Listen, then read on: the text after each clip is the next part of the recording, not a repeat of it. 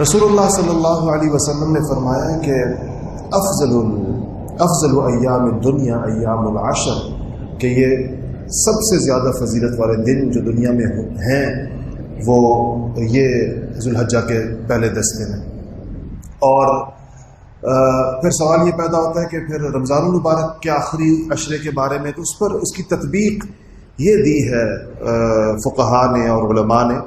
کہ راتیں رمضان المبارک کی افضل اور دن جو ہیں وہ اس ذو الحجہ کے افضل۔ اسی لیے رمضان شریف کے اندر جو شب قدر ہے وہ راتوں کے اندر رکھی گئی ہے، دن اس کے افضل ہے۔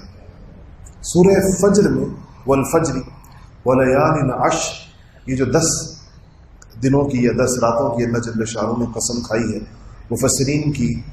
ایک بہت بڑی جماعت کا یہ خیال ہے کہ یہ ولیال عشر کہہ کر یہی ذو الحجہ کے یہ پہلے 10 دن مراد ہیں، ان کی قسم کھائی ہے۔ اور آپ کو پتہ ہے قرآن پاک میں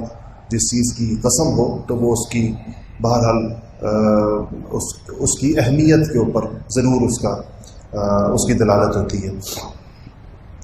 رسول اللہ صلی اللہ علیہ وسلم نے صحابہ کے سامنے ایک دن یہ فرمایا اس کے بارے میں، بخاری شریف کی روایت ہے کہ آپ نے فرمایا کہ ما من ایام العمل الصالح فیہن احب الی اللہ من هذه الایام العشر، کہا کہ نیک اعمال یوں تو اللہ تعالیٰ کو ہمیشہ ہی پسند ہوتے ہیں، لیکن ان 10 دنوں میں یہ جو 10 دن آ رہے ہیں اس میں جو عمل صالح کو جتنا اللہ جل شانہ پسند فرماتے ہیں یا جتنی اس کی قدر و قیمت کو بڑھا دیتے ہیں یا اس کے ثواب کو بڑھا دیتے ہیں، اتنا کسی اور عمل میں، کسی اور وقت میں یا کسی اور چیز میں اللہ جل شانہ نہیں دیتے۔ یعنی جو اجر ان 10 دنوں میں اللہ جل شانہ مسلمانوں کو نیک اعمال کے اوپر عطا فرماتے ہیں، وہ کسی اور عمل پر یا کسی اور وقت میں عطا نہیں فرماتے۔ صحابہ کرام نے پوچھا اور ان کو اس یقیناً شاید اس زیادہ ثواب کے اوپر تعجب ہوا جب ہی انہوں نے سوال کیا، تو انہوں نے سوال کیا کہ یا رسول قالوا یا رسول اللہ ولل جہاد فی سبیل اللہ، یا رسول اللہ یہ جتنا اجر اور ثواب آپ فرما رہے ہیں، کیا یہ اجر و ثواب جہاد فی سبیل اللہ پر بھی اتنا نہیں ہے؟ یعنی یہ ثواب جہاد فی سبیل اللہ سے بھی بڑھ کر ہے؟ تو آپ صلی اللہ علیہ وسلم نے فرمایا فقال رسول اللہ صلی اللہ علیہ وسلم ولا الجہاد فی سبیل اللہ الا رجل خرج بنفسه وماله فلم يرجع من ذلك بشیء، کہا کہ جہاد فی سبیل اللہ میں بھی اتنا ثواب نہیں ہے جتنا ان 10 دنوں کے عبادتوں میں ثواب ہے، الا یہ کہ کوئی شخص جہاد میں ایسے نکلے کہ وہ اپنی جان اور اپنا تمام تر مال لے کر، یعنی پیچھے کچھ نہ چھوڑے، اپنی جان اور اپنا تمام تر مال لے کر اللہ کے راستے میں نکلے اور اس میں سے کوئی چیز بھی واپس نہ آئے، نہ اس کی جان واپس آئے نہ اس کے مال میں سے کوئی چیز واپس آئے۔ اگر ایسا جہاد کسی نے کیا ہو تو وہ جہاد تو اس سے زیادہ ثواب کا باعث ہو سکتا ہے، ورنہ ان 10 دنوں کی عبادت سب سے زیادہ اجر و ثواب کا باعث ہے اور اس پر اللہ جل شانہ اجر عطا فرماتے ہیں۔ بہت بڑی چیز ہے۔ دیکھیں ایسا جہاد کون کر سکتا ہے؟ ہم جو لوگ کم سے کم یہاں بیٹھے ہیں اپنے بارے میں سوچیں کہ ایسا جہاد جس میں ہم تو جس کو کہنا چاہیے مان لیں تو انگلی کٹانا بہت زیادہ مشکل کام ہے، تو اول تو اپنی جان، اس کے بعد اپنا تمام تر مال مکمل طور پر جسے پیچھے کچھ نہ رہے وہ اللہ کے راستے میں ایسے طریقے سے انسان خرچ کر دے کہ اس میں سے کوئی چیز بچ نہ پائے، تو ایسا جہاد یقینی بات ہے کہ کوئی آسان کام نہیں ہے اور کسی کے ہر ایک کے بس کی بات نہیں ہے۔ اس کے لیے گویا کہ ایک متبادل ہے کہ وہ ان 10 دنوں کی عبادت اور اس 10 دنوں میں اللہ جل شانہ کو راضی کرنے کی شکلیں اختیار کرے۔ علماء نے لکھا ہے کہ یہ جو 10 دن ہیں ذو الحجہ کے، ان کی ایک خصوصیت یہ ہے کہ اس میں جس قسم کی عبادتیں جمع ہیں، عبادتوں کے تمام اقسام کی عبادت اس کے اندر آ سکتی ہے، وہ کسی اور عشرے میں جمع نہیں ہو سکتی۔ مثال دیکھیں، اس عشرے میں اور دیگر عشروں میں بھی تو ہو تو سکتا ہے کہ انسان نمازیں پڑھے، نفلی نمازیں پڑھے اور نفلی روزے رکھے، وہ بھی اور وقتوں میں بھی ہو سکتا ہے، اور زکوٰۃ دے، یہ بھی اور وقتوں میں بھی ہو سکتا ہے، لیکن حج اور قربانی اس کے علاوہ کسی اور وقت کے اندر نہیں ہو سکتی۔ تو یہ وہ عشرہ ہے کہ جس میں نماز روزہ، حج، زکوٰۃ، قربانی، تمام قسم کی جو عبادات ہیں وہ اس ایک 10 دنوں کے اندر جمع ہو جاتی ہیں۔ جو لوگ حج کے اوپر جا رہے ہیں، اللہ تعالیٰ جن کو لے گئے ہیں، کچھ لوگ ابھی جا رہے ہیں، دیکھا جائے تو ان کے لیے دیکھیں تو اس عشرے میں ہم تو یہاں حج تو یہاں والے نہیں کر سکتے، قربانی کی حد تک تو چلے شریک ہیں، لیکن ان کا حج بھی اس کے اندر اسی عشرے میں آ جائے گا۔ تو ساری قسم کی عبادات کو ایک 10 دنوں میں اگر وہ چاہیں اس میں صدقہ کریں، زکوٰۃ دیں، اور اس طرح اصل میں یہ جو عبادات کی جو ڈائیورسٹی یا تنوع جو اس کا ہوتا ہے، یہ خود اللہ تعالیٰ کے قرب کا ایک ذریعہ ہوتا ہے۔ ہمارے بزرگوں میں سے، ہمارے اساتذہ میں سے ایک بڑی شخصیت پاکستان میں بڑے عالم تھے، انہوں نے ایک دفعہ اپنے ایک شاگرد کو بلایا اور ان سے کہا کہ ان کو سونے کی، جس کو بسکٹس کہتے ہیں، سونے کی ٹکیاں، تو وہ ان کو دی اور ان سے کہا کہ یہ لے جا کر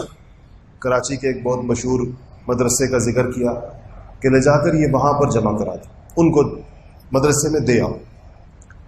تو وہ گئے، انہوں نے جا کر دے آئے، جا کے رسید لے آئے وہاں سے کہ سونے کے بسکٹس یا ٹکیاں انہوں نے جا کے وہاں دے دی اللہ کے راستے میں۔ تو انہوں نے کہا کہ جب واپس آئے، وہ شاگرد واپس آئے، تو استاد نے کہا، ہمارے بزرگ نے، کہ تم نے مجھ سے یہ نہیں پوچھا کہ میں نے سونا کیوں بھجوایا، میں پیسے بھی بھجوا سکتا تھا یا اس سونے کو بیچ کر رقم بھجوائی جا سکتی تھی، تو خاص طور پر سونا کیوں بھیجا؟ تو انہوں نے کہا جی آپ بتائیں آپ نے کیوں بھیجا؟ تو انہوں نے کہا کہ اللہ تعالیٰ نے مجھے اپنے رستے میں پیسے خرچ کرنے کی تو بہت توفیق عطا فرمائی۔ ان کا عجیب معمول تھا، ایک زمانے میں ان کا معمول یہ تھا کہ وہ اپنی آمدن کا 10% اللہ کے راستے میں خرچ کرتے تھے، خود بتاتے تھے، پھر اپنی آمدن کا 33% اللہ کے راستے میں خرچ کرتے، پھر ایک وقت آیا کہ اپنی آمدن کا 50% اللہ کے راستے میں دیتے، پھر ایک وقت آیا کہ اپنی آمدن کا 75%، پھر 90%، اور اپنی وفات سے چند سال پہلے 100%، کہ جو کچھ آتا تھا اللہ تعالیٰ کے راستے میں خرچ ہوتا تھا، اور اللہ تعالیٰ نے پھر اسی حساب سے ان کو عطا بھی فرمایا تھا۔ بہت بھاری اور بہت بڑی بڑی رقمیں اللہ تعالیٰ کے راستے میں خرچ کرنے کی اللہ نے ان کو توفیق عطا فرمائی۔ ایک کھاتے پیتے گھرانے سے ان کا تعلق تھا، لیکن تھے علماء کی صف کے بڑے لوگوں میں سے تھے، پاکستان کے بڑے مفتیوں میں سے تھے۔ تو انہوں نے کہا کہ میں نے روپیہ تو اللہ کے راستے میں پیسے تو بہت خرچ کیے، لیکن یہ مجھے خیال آیا کہ میں نے کبھی سونا خرچ نہیں کیا، اور قرآن و حدیث میں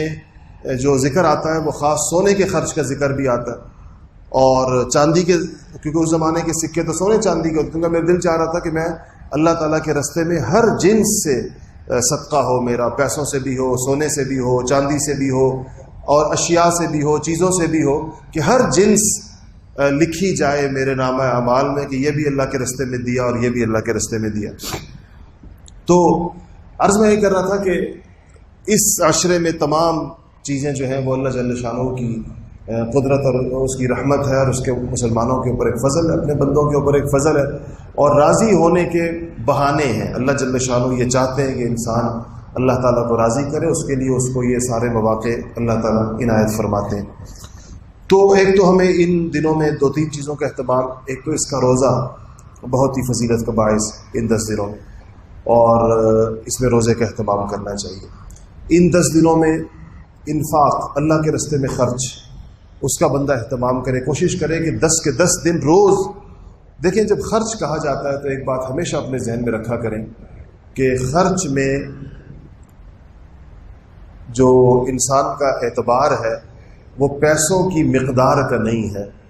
وہ تناسب کا ہے۔ ایک انسان اپنے پاس موجود مال میں سے کتنا فیصد، کیا پرسنٹیج خرچ کرتا ہے۔ اس لیے اگر ایک مزدور جو 1000 روپے کماتا ہے یا 500 روپے کماتا ہے، وہ اپنے 500 روپے میں سے 5 روپے خرچ کرتا ہے، 5 روپے اللہ کے راستے میں دیتا ہے، تو وہ بعض لوگوں کے 5 لاکھ سے زیادہ وزنی ہوگا، اس لیے کہ اس کا 5 روپے اس کے 500 میں جو اس کا فیصد بنتا ہے وہ اس بندے کی اپنی دولت میں سے 5 لاکھ کے فیصد سے زیادہ بنتا ہے، اس لیے اس کا 5 روپے، تو اس کا اعتبار ہوتا ہے۔ اس میں 1 روپے کو بھی، 10 روپے کو بھی، 5 روپے کو بھی کبھی بھی اس کو کم نہیں سمجھنا چاہیے، اس لیے کہ یہ اللہ تعالیٰ کے ہاں اور پیمانے ہیں چیزوں کو ناپنے کے، تولنے کے۔ بعض لوگوں کا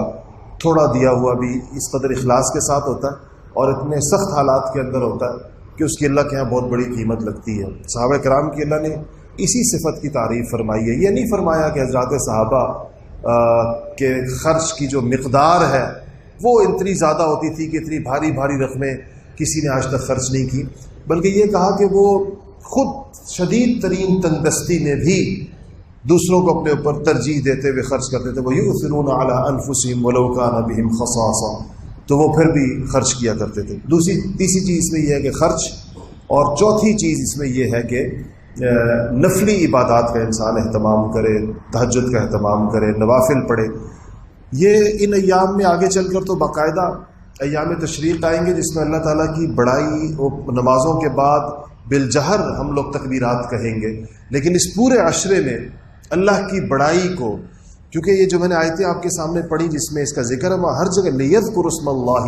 اللہ تعالیٰ کا ذکر کیا جائے اس مہینے کے اندر، یعنی اللہ جل شانہ کی بڑائی کے بول اور کلمات وہ خصوصیت کے ساتھ زبانوں کے اوپر ہو، تو کوئی نہ کوئی مقدار اپنے ذکر کی ضرور متعین کریں اس مہینے، اس عشرے میں، کہ میں 1000 دفعہ لا الہ الا اللہ پڑھوں گا، یا اور حسبنا اللہ و نعم الوکیل، یا اس قسم کے جتنے کلمات بہت سارے اذکار آتے ہیں، تو اس کا